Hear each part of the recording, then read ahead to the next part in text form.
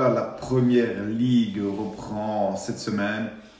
Comment parier sur la saison 2021-2022 en fonction de l'analyse des équipes et des caractéristiques de ce championnat? C'est le sujet de cette vidéo. J'en ai déjà fait une équivalente pour la Ligue 1 et une équivalente pour le championnat belge. Cette troisième vidéo est pour le championnat le plus populaire au monde, le plus regardé au monde. Donc je suis sûr qu'elle t'intéressera. Voici mes conseils pour parier sur la saison 2021-2022 en Première Ligue. On regarde ça tout de suite, mais avant, n'oublie pas de t'abonner à ma chaîne YouTube et de cocher, d'activer la cloche des notifications. Comme ça, tu seras averti chaque lundi, chaque vendredi, quand je publie une vidéo. Alors, regardons ça ensemble. D'abord, la saison dernière, la saison passée, 2020-2021. Le classement s'est terminé comme ceci. Champion numéro 1, Manchester City. Deuxième position, Manchester United. Troisième position, Liverpool. Et finalement, quatrième position, Chelsea. Ce sont les 4 positions, les 4 places qualificatives pour la Champions League. Donc Man City, Man United, Liverpool, Chelsea. Est-ce que ces équipes, je m'intéresse au top 4 comme d'habitude, est-ce que ces équipes vont rester dans le top 4? Ou est-ce qu'une autre équipe va rentrer dans le top 4 et une de ces équipes va-t-elle sortir? Personne n'a de boule de cristal, mais on va essayer d'anticiper les choses dans cette vidéo, dans cette analyse. Tout d'abord, comme d'habitude, les valeurs de marché en Première Ligue. C'est là qu'on a les valeurs de marché des équipes qui sont les plus élevées. Ces valeurs donnent le vertige, je te préviens. Je te rappelle aussi que ce sont donc le cumul des valeurs de marché de chaque joueur. Bref, c'est la valeur de marché de l'équipe que vaut l'effectif sur le marché. C'est un bon indicateur de la qualité de l'équipe, évidemment. On connaît très bien la corrélation entre les valeurs de marché, voire les budgets des équipes. Ça dépend ce qu'on prend comme indicateur financier. Corrélation entre ces indicateurs financiers et les positions au classement. Et oui, c'est ça le football aujourd'hui. Alors, l'équipe la plus riche de la Première Ligue, tiens, c'est bizarre, c'est l'équipe qui a été championne l'année passée. C'est Manchester City. Accroche-toi bien, 1,60 milliard de valeur de marché. Deuxième équipe, Liverpool, 904 millions de valeur de marché. Chelsea, troisième, 896 millions. Et quatrième, Manchester United, 866 millions. Tiens, c'est bizarre, ces 4 équipes-là du top correspondent au top 4 de la saison passée. Donc ça prouve encore la forte corrélation entre la finance et les positions au classement. Ensuite, je m'intéresse au quatrième, mais ensuite on a un écart et Tottenham arrive à 670 millions seulement. Donc voilà, ça veut dire que ce sont les 4 équipes les plus riches sont celles-là, Man City, Liverpool, Chelsea, Man United. Ce sont aussi les 4 équipes qui ont terminé dans le top 4 la saison précédente. Donc ça laisse un peu présager du futur top 4 sur la saison qui arrive. Mais ça ne suffit pas. Je vais aussi regarder en plus les transferts qui ont eu lieu à l'intersaison, même si la période de transfert n'est pas terminée. Mais voilà, au moment de faire cette vidéo, je dois faire avec ce que j'ai. Alors on va aller voir le champion directement, c'est-à-dire Man City. Est-ce que c'est une équipe qui a continué à investir ou pas? Est-ce qu'elle a vendu des joueurs clés? On va regarder ça tout de suite. Si je tombe dessus, donc je te rappelle que j'utilise Transfermarkt pour tout ce qui est données financières et transferts. Voilà, Manchester City, première info importante, c'est qu'elle a encore dépensé ici à l'intersaison 117 millions pour acquérir encore d'autres joueurs. Donc voilà, on a une équipe qui termine premier l'année passée, qui a la valeur de marché la plus élevée et qui continue à encore investir sur le marché de transfert. Bref, ça veut dire quoi? Ça veut dire que c'est une équipe qui a toutes ses chances de devenir champion sur la saison qui arrive, évidemment. Le plus gros transfert, 65 millions d'euros. Enfin non, 65 millions d'euros, c'est la valeur de marché, mais le montant de transfert c'est 117 millions. Bref, moi je vais m'intéresser à la valeur de marché, ok, ici, pour rester toujours avec la même donnée. 65 millions à la valeur de marché de Jack Grealish. L'ailier gauche, hein, ici je signale en tant qu'ailier gauche provenant d'Aston Villa, de 25 ans, qu'on a pu voir au dernier Euro par moment. Joueur avec beaucoup de promesses. Grand joueur en devenir, avec beaucoup de talent. Voilà. Donc voilà, ça c'est le gros transfert, le plus gros transfert. Ensuite on a, ce n'est pas un transfert, c'est un fin de prêt, mais on a Angelino qui revient du Leipzig. Au niveau des départs,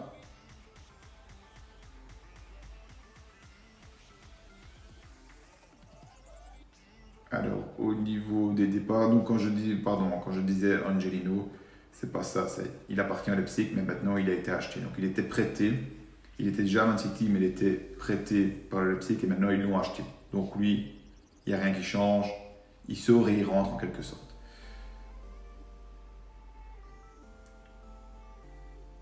Et voilà, on n'a pas de gros départ, on n'a pas de gros joueurs clés. Hein. Le joueur de plus de valeur qui est parti, c'est Eric Garcia qui est parti à Barcelone, qui a rejoint Barcelone. C'est un arrière, un défenseur central. Mais voilà. Donc, en résumé, Man City s'est encore renforcé pour moi pour la saison qui arrive. Donc, top 4, très certainement, hein, quasi sûr. Okay, même si on n'est jamais sûr de rien, la probabilité est très élevée. Tu sais rien faire avec cette information-là sur les bookmakers parce que le top 4 de Man City va avoir des cotes ridicules. Champion, évidemment, toutes ses chances aussi, au vu des transferts de cet été, de la performance de la saison précédente. Alors, ça c'était pour Man City. Le deuxième, donc l'équipe qui a terminé deuxième l'année passée, c'est Manchester United. Manchester United a encore dépensé aussi 85 millions. Donc, pour 85 millions de transferts rentrants à Manchester City. Avec le plus gros transfert, 85 millions, mais le joueur vaut 100 millions. L'ailier droit du Borussia Dortmund, Sancho. Donc, aussi un renforcement de Manchester United, surtout qu'il n'y a pas de joueur clé qui est parti. Donc, c'est une équipe qui a maintenu ses joueurs, qui a terminé deuxième la saison précédente, qui a maintenu cette équipe et qui l'a encore renforcée. Donc, à la limite, pourquoi ne pas jouer le titre avec Man City? Bon, l'écart de points l'année passée était quand même de 12 points. Il y avait un bel écart de points entre Man City et Man United. Je suppose que l'objectif sera de réduire cet écart. Mais voilà, aussi beaucoup d'espoir pour Manu avec ce renforcement au niveau des transferts, au niveau des joueurs. Alors, le troisième, qui était le troisième? C'était Liverpool. Je vais aller chercher Liverpool. Liverpool a dépensé un peu moins que les deux autres. Hein. Même beaucoup moins, hein, parce que Liverpool n'a dépensé que 40 millions. Avec le plus gros transfert pour Konaté qui vient du Leipzig. Et qui est un arrière central.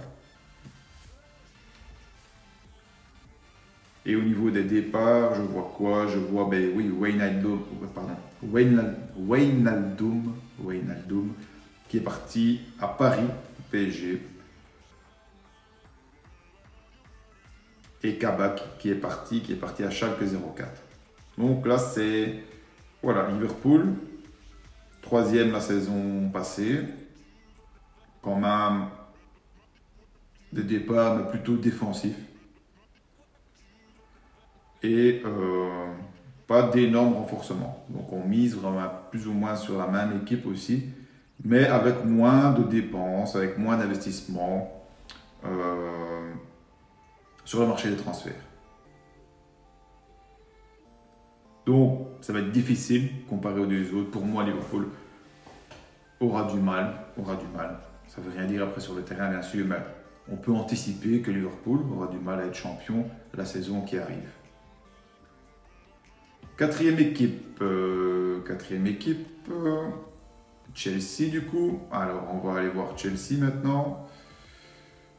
Chelsea a dépensé 0 €. sur le marché des transferts. Bon, il y a des retours de prêts, hein, donc ça compte pas. En tout cas, il y a 0 nouvel achat. Et au niveau des retours de prêts, bon, c'est pas vraiment le joueur vedette, un joueur clé, parce qu'à ce niveau-là, on est en première ligue, on doit vraiment aller chercher.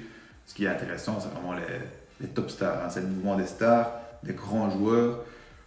Rien de spécial à signaler en rentrant. Et pour les joueurs sortants, on a, oui, c'est aussi un défenseur central qui a rejoint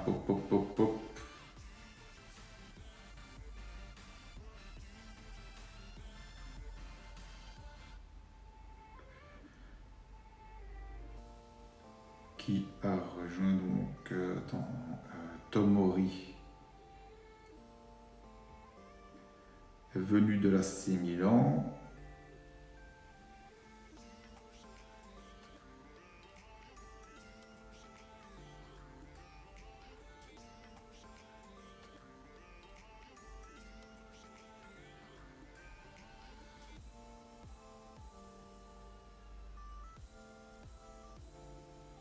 Bon, je sais pas, c'est pas clair, mais c'est pas grave.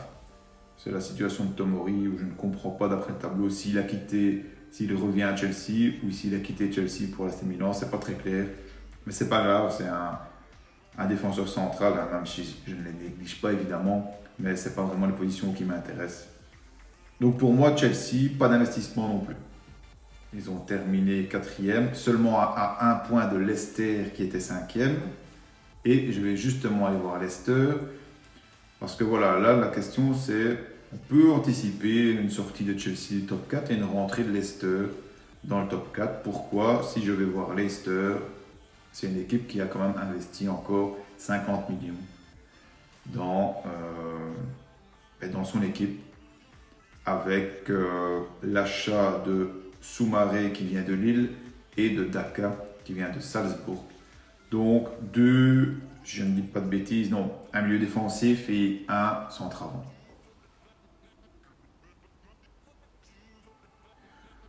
Donc voilà, après il y a d'autres équipes qui dépensent énormément parce qu'on est en première ligue. On est en première ligue. Est-ce qu'une équipe hors du top 4 a beaucoup investi sur le marché des transferts? Je crois que j'ai cité ce qu'il fallait citer.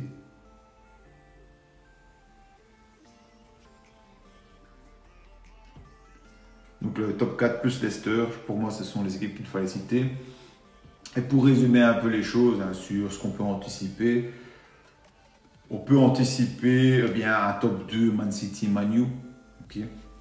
Probablement, hein, okay.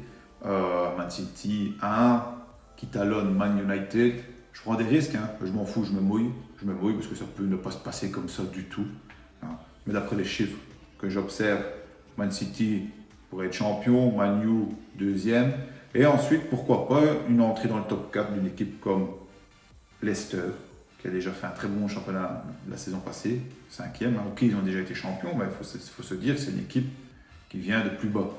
Leicester qui a fini 5e à 1 point de Chelsea, et qui a encore investi cette saison. Donc pourquoi pas Leicester rentrer dans le top 4 et Chelsea sortir du top 4, voire un Liverpool qui reste pour moi dans le top 4 quand même.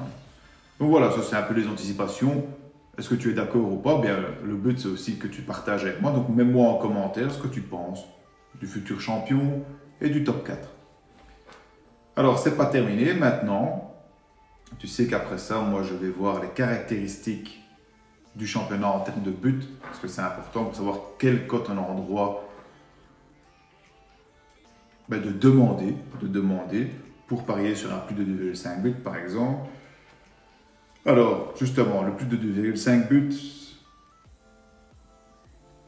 en première ligue, eh bien, il y a environ 52% de matchs avec plus de 2,5 buts en première ligue. Sachant que la moyenne des championnats européens, c'est 50%. Allez, on est plus ou moins sur la moyenne, voire légèrement dessus, mais on n'est pas non plus, parce que je sais qu'il y a beaucoup de personnes qui pensent que la première ligue est un championnat avec beaucoup de buts. Bien, voilà, si tu regardes un peu les chiffres, voilà, les chiffres, ça ne ment pas, comme on dit. c'est 52% de matchs avec plus de 5 buts. Donc rien d'extraordinaire, moins que la Jupiler Pro League belge par exemple, comme je te l'ai montré dans la vidéo précédente. La saison passée, c'était 50%, saison d'avant 52%, saison d'avant 54%. Donc voilà, on reste légèrement au-dessus de 50%, 52% de moyenne sur les 10 saisons précédentes. Ça veut dire que voilà, tu peux regarder les cotes au-dessus de 2 pour arrondir. Au-dessus de 2, les cotes peuvent commencer à avoir de la value. En tout cas, tu peux commencer à t'intéresser aux cotes au-dessus de 2 sur le plus de 5 buts. C'est ce que moi je fais en tout cas. Pour le BTTS, les deux équipes marquent, la moyenne européenne est de 50%. Et en Angleterre, on a 52%, donc exactement comme le plus de 2,5 buts. Même chose, BTTS ou over 2,5, c'est la même chose en termes de statistiques et de cotes que tu peux être en droit d'attendre. Sur le marché 1x2, au niveau de la victoire à domicile, 45% des matchs sont gagnés par l'équipe à domicile, ce qui est exactement la moyenne européenne, donc là, rien d'anormal. Au niveau des matchs nuls, on a... Voilà, là, on a... Ah non, qu'est-ce que je dis? J'ai fait une erreur, j'ai regardé la mauvaise ligne, voilà. Là, on a 24%, donc quasi sur la moyenne de 25%, la moyenne européenne. Donc rien d'anormal, et du coup, on va voir la même chose pour la victoire à l'extérieur, où on a 31% de victoire par l'équipe à l'extérieur, la moyenne étant de 30%, on est sur la moyenne en gros. Hein. Donc voilà, rien, un championnat classique pour le 1x2. Et au niveau du terme de but, je dirais aussi que c'est un championnat classique. Donc même si c'est le championnat le plus populaire, il n'a pas des caractéristiques particulières en termes de nombre de buts. Pourtant, voilà, on a tous en tête que la Première Ligue est un championnat spectaculaire, impressionnant, mais ça ne se vérifie pas en termes de nombre de buts, en tout cas. Voilà, j'ai fait le tour, je pense que j'ai fait tout le tour de l'analyse de la Première Ligue pour la saison 2021-2022. Alors pour moi, c'est la dernière vidéo d'analyse des championnats, même si voilà, il reste encore 3 gros championnats du Big Five que sont le championnat allemand, le championnat italien, le championnat espagnol. Maintenant, si tu tiens vraiment à ce que je fasse, parce que mon but n'est pas non plus de t'ennuyer avec 10 vidéos comme ça, donc si tu veux maintenant que je fasse vraiment une vidéo sur un autre championnat des Big Five, hein, donc Liga, Bundesliga, j'en ai oublié un, ou Serie A italienne. Si tu veux que je fasse une vidéo d'un de ces 3 championnats, une analyse pré-saison, eh bien signale-le-moi alors en commentaire de cette vidéo. S'il y a assez de demandes, je ferai la prochaine encore une analyse sur un des championnats du Big Five si cela t'est utile. Pour moi, c'est le principal, ça te fait plaisir de t'aider. Alors maintenant, si tu as aimé cette vidéo, bien fais-le moi savoir. Laisse-moi un like. N'oublie pas de t'abonner à nouveau, t'abonner si ce n'est pas fait à ma chaîne YouTube. Cocher la cloche des notifications. Et je te dis à vendredi pour la prochaine vidéo. Salut à toi l'ami.